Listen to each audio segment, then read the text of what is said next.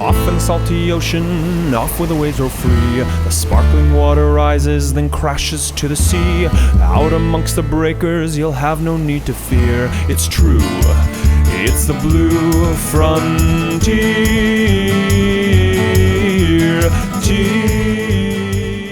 Welcome to Rising Tide, the Ocean Podcast. This is David Helvarg, and as always, my co-host is Vicki Nicholas Goldstein of the Inland Ocean Coalition.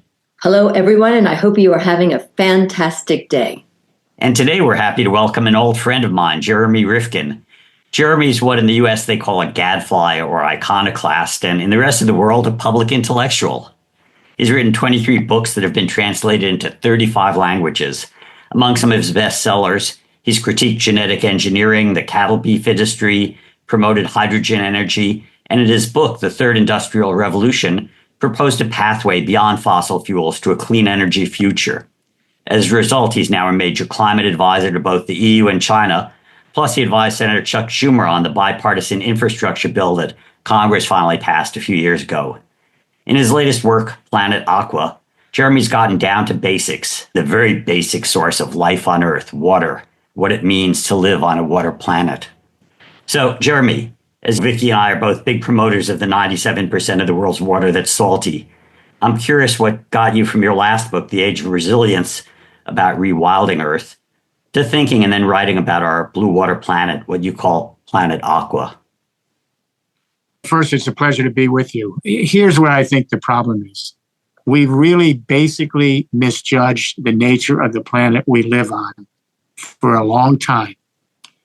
And that's what's taken us to the crisis we're now facing. We have long believed that we live on a land planet, verdant and green. And as you know, because we're old enough to remember this, that was shaken back in December of 1972 when the Apollo astronauts were heading to the moon. So one of the astronauts had a home camera. As they were heading right to the moon, he turned around and did a quick photo of our planet from space. It shocked our generation. We thought we would see a beautiful green planet in all the verdant shades of green. We saw a blue planet with all the shades of blue with only a veneer of green, the blue marble. And that was a real wake-up call. But the realization that we're in a water planet changes everything in terms of how we think and act in the future. So I think that's the beginning of what this book was all about. Here's the problem very centrally, but it's never discussed. And that is that about 200 years ago, we began an experiment and we decided to change our energy regime from burning trees and peat, et cetera, for energy to going beneath the ground and digging up the burial grounds of a previous period of history, the Carboniferous era. We exhumed the dead bodies of plant and animal life that had morphed into coal, oil, and gas. We took them out of the ground and we created the fossil fuel-based industrial civilization, the age of progress. Here's the problem. It's very simple. We have spewed massive amounts of these fossil fuels into the atmosphere, and they're blocking the sun's heat from getting off the earth. CO2, methane, nitrous oxide. So for every 1 degree Celsius that the temperature on the planet goes up because of global warming emissions in the atmosphere, the hydrosphere is sucking up 7% more precipitation from the ground. So we're getting 7% more precipitation from the oceans. That's the biggest part of it.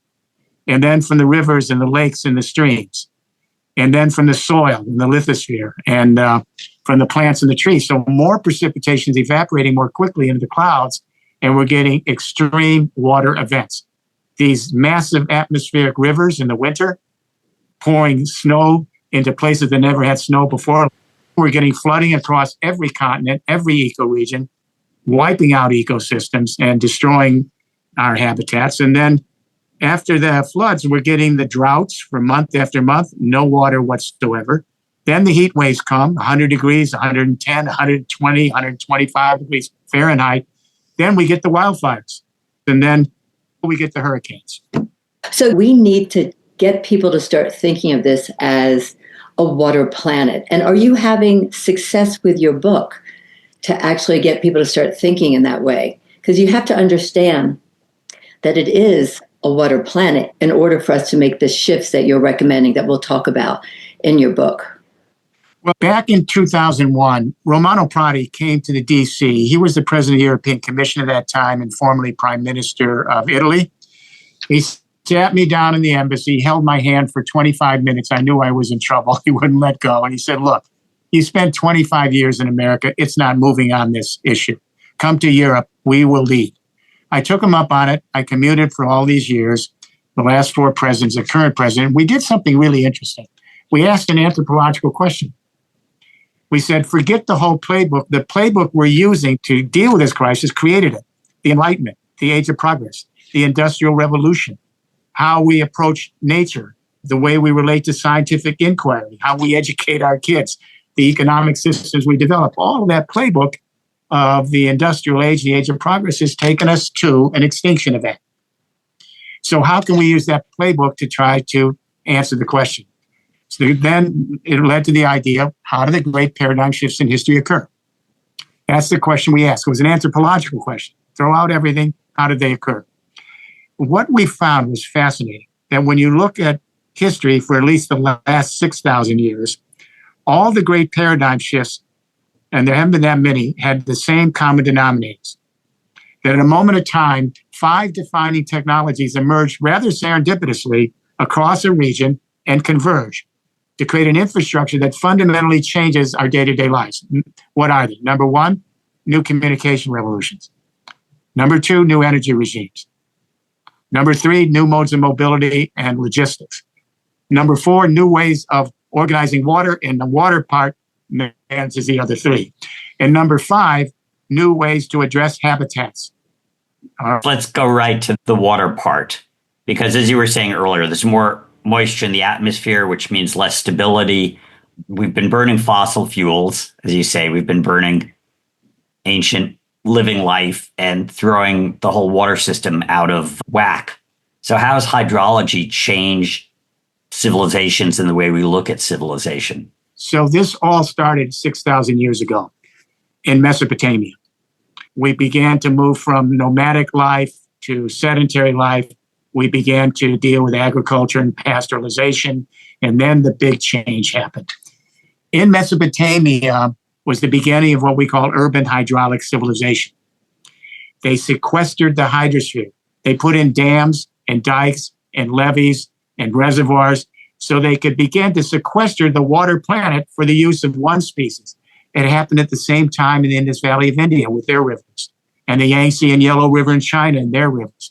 Later, the Khmer civilization in Asia, Greece, Crete, and of course the Roman Empire with the aqueducts. And then ended up in the Americas with the Mayan civilization in Central America and Mexico, and the Inca civilization. When it all ended? And the Tiwanakuns. Yeah, it ended with the great hydroelectric power dams, starting with the Hoover Dam in Lake Mead, all the way to Three Gorges. And now it's all collapsing in real time because the hydrosphere is changing the whole plan. It makes no difference what we want to do. The hydrosphere is determining the new ecosystems. The hydrosphere is determining how we would distribute our species.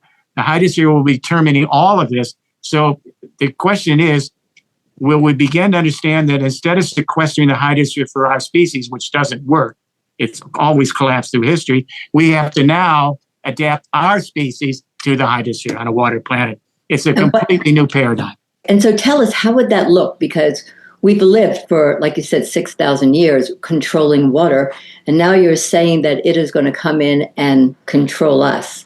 So let me talk about what the new paradigm would look like, the infrastructure.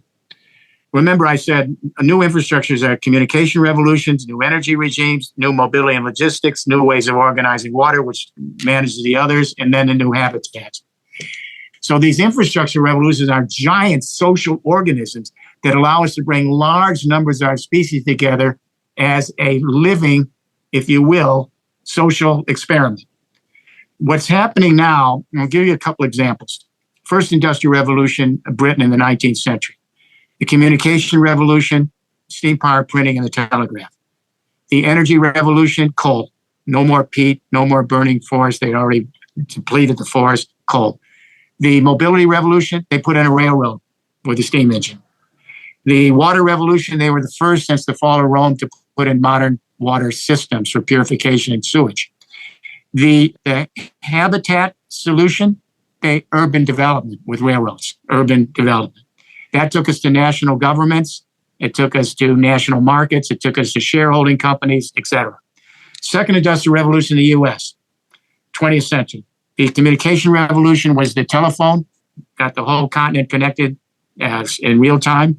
The energy revolution was oil. We struck oil in Texas. We didn't need coal as the primary source. The mobility revolution was the automobile. And the water revolution was the great hydroelectric power dams, etc. And the building revolution was suburban life with interstate highways. That took us to globalization, global markets, the whole works. And that all collapsed in 2008. That was the change. What's happening now is a third industrial revolution. The communication revolution is the internet. We got 4.5 billion people with cell phones in their hand, and at near zero marginal cost, they have more computing power than sent our astronauts to the moon. That's number one. Distributed. Keep that word in mind. The second is energy. We now have millions and millions of people producing their own solar and wind and harvesting it in their businesses, in their communities, in their neighborhoods. It's all distributed. You can't centralize it. The mobility revolution is electric and fuel cell transport powered by solar and wind from the electricity internet and using big data and analytics so they can be autonomous. The final revolution is the water, and that's happening now, water microgrids. People are confused. They don't understand why it's floods, then droughts, then floods. Which one is it? It's both. Water molecules do not disappear. They've been here for billions of years. They just change when they're coming down and in what volume and where they go. So water microgrids are now coming in. There's going to be hundreds of millions of water microgrids on top of roofs everywhere. And they're going to be smart, digital, where you can keep the water underground and then distribute it when you need it across communities, not decentralized. And the final thing on this is the changes in habitats, and that's where 3D printing is coming in. We're now 3D printing buildings with a different type of manufacturing. So this is what takes us into a different economic model. This revolution requires a shift in how we understand in economic development.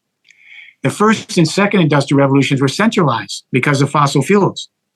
And because they were so expensive, they required a huge amount of financing, and shareholding companies had to come in.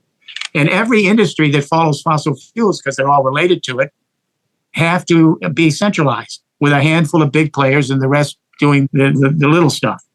Well, what's happening now with the third industrial revolution, because it's all distributed, you're starting to see this now. It's called additive manufacturing. Now, subtractive manufacturing was the first and second industrial revolutions. What we do is you take a big hunk of material from the planet, more than you need, and then you whittle it down and you leave some of it away because you don't need it. Like if you're making a house, some of the cement isn't used, some of the wood isn't used. If you're making a car, some of the machinery isn't used.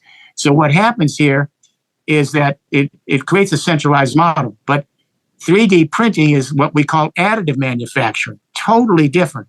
And that is you can take a feedstock. Let's use clay. Clay is what we use for buildings for thousands, hundreds of thousands of years. So there's an architect in Italy, Cucinella. He uses clay, and the software tells the clay how to build out an entire building in 24 hours. And then here's the difference. With additive manufacturing, you can go from a seller, buyer market in a capitalist system to a provider-user network in this new distributed economic system. He can take the instructions for that building, and he can take his little cell phone at near zero marginal cost in a provider-user network and send those software instructions to a Philippines architect in the Philippines, and she can build out as many buildings as she likes and pay a license fee. We're heading from globalization to localization, and we're heading to bioregional governance, and we're heading to high-tech SMEs all over the world. That's what's really happening in real time, and everything I'm saying here is starting to scale. It just isn't being discussed in the environmental community. So, Jeremy, the question is, with the warming that we already have, moisture is increasing the atmosphere, we're going to have more flooding and droughts. And how do you build a solution within this larger disaster we're now living in? We're going to have to move, as I said, from globalization to glocalization. That's the new additive manufacturing. It's a big deal. There's billions being spent on it. But we also... Say that again. I like that. Glocalization. Glocalization, because with this distributed technology, all of it's owned by everybody. If you have solar and wind, you're the infrastructure. If you have a cell phone for communication, you're the infrastructure. If you have electric vehicle, you're the infrastructure. You have edge data centers, you're the infrastructure. If you have a 3D printed building to live in, you're the infrastructure. So what's happening is we're seeing a shift to bioregional governance. Bioregional governance. That's what everyone's worried now because they see this whole geopolitical battle going on in the world. What they don't realize, it's an end game. It's over because the new technology is here now and it's cheaper, but it creates a more distributed system. So what's bioregional governance? Here's what it is. Climate disasters don't give a crap about sovereign national boundaries. The floods, the droughts, the heat waves, the wildfires, they affect specific ecosystems. So what's happening is they're beginning to create bioregional governances. You don't give up nation states, but you extend it across political boundaries so that shared ecosystems can work together across political boundaries to prepare, rescue, and restore. This takes us to a more distributed governance where you have to move from geopolitics to biosphere politics and bioregional governance. It's all about water. It's all about water. Now, I'm just not sure we'll get there in time. All the technology's there and the market's ready. Do you love the salty characters and ocean champions we have on the Rising Tide? So do we, and we're dedicated to bringing inspiring stories and voices that make waves. But here's the catch. We need your support to keep the tide rolling. A tax-deductible donation at bluefront.org will help keep the Rising Tide on the air and online. If you're ready and able to amplify these salty voices for the sea, dive in with a donation, big or small. Visit bluefront.org and join the movement. And now, back to the show. In your book, you describe a lot of these activities happening, climate change, these large floods. When do you feel like these systems are actually going to be shifting the consciousness of people and we will start actually implementing this? You just said the environmental community isn't really cued into this. So I'm trying to get a sense. Are we looking at 10 years out, 50 years out? Give us a time. It's happening right now in this hour. There's a new movement called the Blue Deal to go with the Green Deal. The Economic and Social Committee of Europe, which represents every major industry and trade association in the European Union, and I would like all my friends to know, the EU is the second largest economy in the world. China's third. GDP, US 1, really close, US 2 is EU. So independently, they're calling for a Blue Deal. And then the Committee of the Regions of the EU said, we want a Blue Deal. And now in the Parliament, they're discussing a Blue Deal. So we're moving toward this. And Europe has led at every step. We led with the hydrogen economy, we led with the Green Deal, moving. In terms of existing water infrastructure, dams, canals, aging wastewater treatment, bridges, coastal development. How is the Blue New Deal addressing this massive existing infrastructure, and how is the transition going to take place? Hydrosphere's already dealt with it.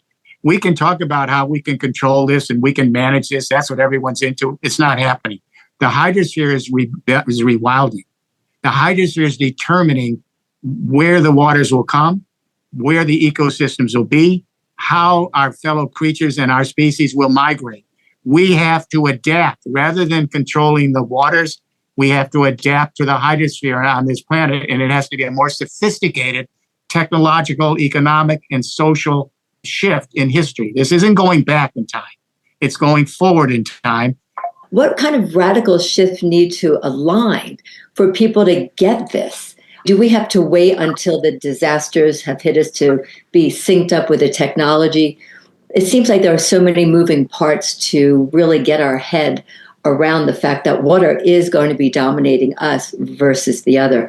And you've given us a lot of examples happening internationally, but I'm very concerned because in the United States, I don't think people are paying attention to this. How do we get the U.S. to wake up and start making these shifts so people can be more open to all of the recommendations and more aware of what's happening in neighborhoods and cities and communities?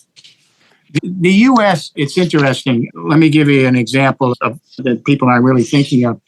Back years ago, the city of San Antonio, which is the sixth largest city in the United States, and they have the largest public utility, CPS. It's huge. They asked my team to come in and work with them on their future energy for Texas. And they were looking at nuclear and wind. And our engineers and scientists came in because we're not political. It's all apolitical. It has to do with the technology because we've done center-right governments and center-left regions with them because you have to have the regions participating. That's the key. So we said, if you go nuclear, you may be overrun. And if your billion's overrun, you could bankrupt the city. Unbeknownst to the board of directors of the utility at that time, their acting CEO knew they were $4 billion overrun. They got out with $1 billion loss, and we put them in wind. Then the wind went all through Texas and through the prairie states. They're all in the agricultural states, all the major sun and wind. The electric 150 truck, General Motors, electric, it's in Kentucky and Tennessee, and the governments are giving them everything they need. This is happening all over the country. And it's primarily, you're going to see it's the more agricultural states there where this new paradigm will emerge, at least in the States. You asked about what's the paradigm, the hopeful paradigm shift. Let me give you some thoughts about that, all right, for just a moment. First of all, there's 3 studies that are really interesting. There's a plan by the National Institute of Health. I'm looking out my window. I'm at the Bethesda corridor, high-tech corridor. There's the Naval Hospital and NIH. They have something called the Human Microbiome Project. It's changing everything, but no one seems to know it because it's not understood. What they're telling us at the NIH, and now it's spread to Europe, Korea, and China, and Japan, that every human being on this planet and every organism on this planet is literally an ecosystem. This is not just a cute thing. It's literally an ecosystem. Our human skeleton is replaced every 10 years. And much of the elements that come from our body come from the rocks and the mountains. So the waters, they weather the mountains. And when the waters weather the mountains, it moves the elements into the sediment. And then the elements from the mountains that are in the sediment go to the plants and animals, then into our body. This is phosphorus in my tooth. It came from a mountain. It's not going to be here. It's going to go. Came from my backyard in Colorado. There you go. So then the interesting thing is that, so we take in water molecules, and they're in every cell. They're 60% of the adult body. They manage a lot of the electromagnetic fields and everything else. Then those water molecules go somewhere else. They never disappear. And then you have, and of course, without the hydrosphere, you don't have the atmosphere because most of the oxygen comes from phytoplankton. And without the hydrosphere, you don't have the biosphere. So it's a water plant. It's a water plant. Now, here's the deal with the human microbiome. It's really interesting. We're not alone in our body. This is what every kid needs to know when they have their first biology class. It turns out that only 44% of the cells in the human body are human. The other 56% belong to all sorts of other creatures, millions of them in our body. The protists, the fungi, the bacteria, the archaea, the viruses. There's only 20,000 human genes in the human body. Watson and Crick has got a teeny bit of it. There are millions of other genes in the body, and they're all working with each other in various ways in all of these cells to maintain each of us as an ecosystem. So we are both bringing in the planet to us. We're bringing in the elements from the mountains. We're bringing in the water molecules. We're bringing in the oxygen from the atmosphere, from the waters. It's all happening. And microplastics. Unfortunately. But what would happen if a little child said to their mommy or daddy when they're 5 years old, Mom and Dad, what is this place we live in? What is this? And Mom and Dad says to their little 5-year-old, Sweetie, you live on a water planet. This is planet Aqua. That would change the entire paradigm. What would happen if around 5th grade or 6th grade, the biology teacher would say to them, you are an ecosystem. This is not just a metaphor. And all these ecosystems are at every moment working with other parts of the planet, the hydrosphere, lithosphere, atmosphere, to maintain a living neo-animist organism. It's the real. And this is not me. I just categorically put together what we've seen in the last 30 years. Some of them great physicists, the scientists, the biologists, the chemists. But this is not a paradigm. So what we're getting is environmental groups. Their first reaction and governments is, let's take a pilot project and let's try to deal with this dam, or let's try to deal with this particular crisis. Whatever. All of that has to happen. But with the new paradigm, it gives us hope that there's a future. The last thing I would say about this is the Gen Z demonstrations were very interesting to me. When all the Friday for Future kids came out on high schools 6 or 7 times, 41 countries, 141 countries, millions of them, I didn't quite understand it until I met with 3 of them in Milan, these young teenagers. This wasn't like any protest in history. David, you and I go way back to the Boston Auto Party, 1973. All right. So these were different. There have been protests all through history. That's the kind of we're a protesting species, actually. But this was different. This is the first time an entire generation across the planet in 141 countries came out on the streets and they saw themselves as an endangered species. And they saw their fellow creatures as part of their evolutionary family. All the other divisions are still there. Our national loyalties, our government ties, our religious affiliations, tribal or blood ties. But there's never been a point where an entire generation saw themselves as an endangered species and their fellow creatures as part of the family. When that little koala bear was taken off that tree in Australia that was on fire, every young person in the world was in tears, and old person too. So this book, I don't know how we get people to take a look at it because people don't read it. The younger generation isn't reading, but it's frustrating in one way and hopeful in another because everything I'm saying it didn't come from me. There's 148 footnotes in this book, and they're all from studies and journals. They're not just somebody making it up during a State of the Union. Yeah, whatever it is. So what I'm saying is this is a completely new paradigm for the planet, and it's already market-wise. The frustration is you have old interests and old codes, regulations, and standards and old ways of thinking the playbook. We need a new worldview to go with this.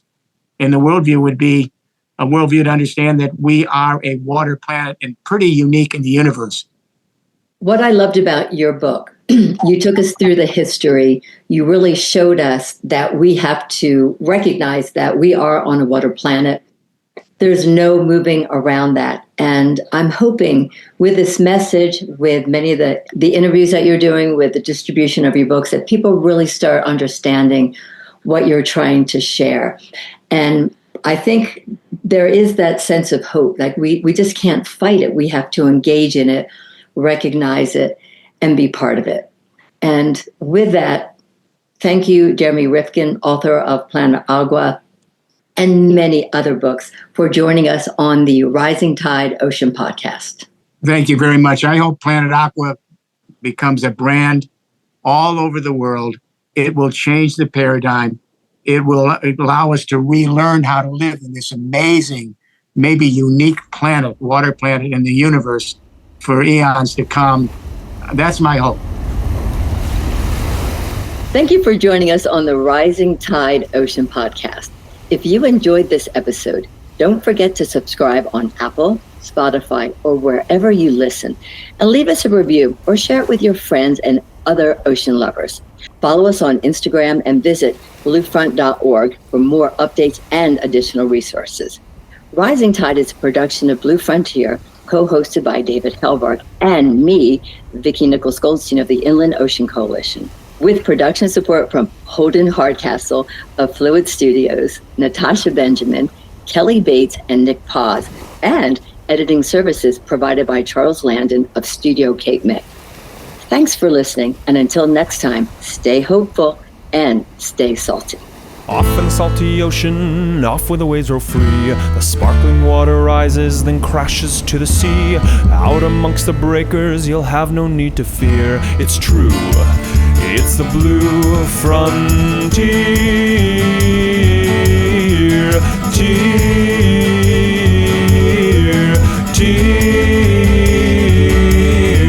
Off in the salty ocean, off to the blue frontier. Sparky, come here, buddy. Sparky! There you are, good boy, Sparky!